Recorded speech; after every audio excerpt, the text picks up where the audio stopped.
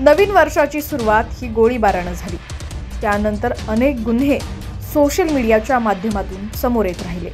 आता एका घटनेनं पुन्हा एकदा महाराष्ट्र हदरलेला आहे।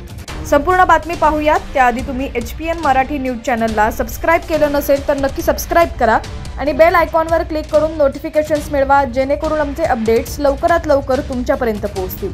तर कल्याणमधून एक धक्कादायक घटना समोर आली आहे। गोळीबाराच्या घटनेनं कल्याण पुन्हा एकदा हदरलेला आहे। या घटनेनं खळबळ उडाली आहे। एका घरात हा गोळीबार झालाय, मात्र हा गोळीबार कुणी केला हे अद्याप समोर आलेलं नाहीये। घरावर असलेल्या छतावर पत्र्याला आणि पंख्याला छेदून ही गोळी घरात घुसली। कल्याणच्या चिकनघर परिसरातील होली क्रॉस शाळेजवळ ही घटना घडलेली आहे। दिनेश जाधव यांच्या घरात हा अजब गोळीबार झालाय। या घटनेनं पोलीस देखील चक्रावले असून घटनेबाबत अधिक तपास सुरू असल्याची माहिती दिली आहे। मिळालेल्या माहितीनुसार कल्याणमध्ये गोळीबाराची घटना समोर आली आहे। एका घरात गोळीबार झालाय, मात्र गोळीबार कुणी केला हे अद्याप समोर आलेलं नाहीये। घराच्या छतावर असलेल्या पत्र्याला आणि पंख्याला छेदून ही गोळी घरात आली। कल्याणच्या चिकनघर परिसरातील होली क्रॉस शाळेजवळ ही घटना घडलेली आहे। ही घटना घडली तेव्हा घरात त्यांची पत्नी आणि आई होती।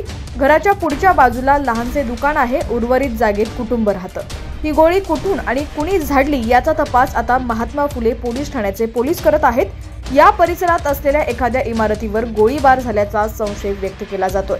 या घटनेमुळे कुटुंबात दहशत बसरलेली असून घटनेबाबत अधिक तपास सुरू असल्याची माहिती पोलिसांनी दिलेली आहे।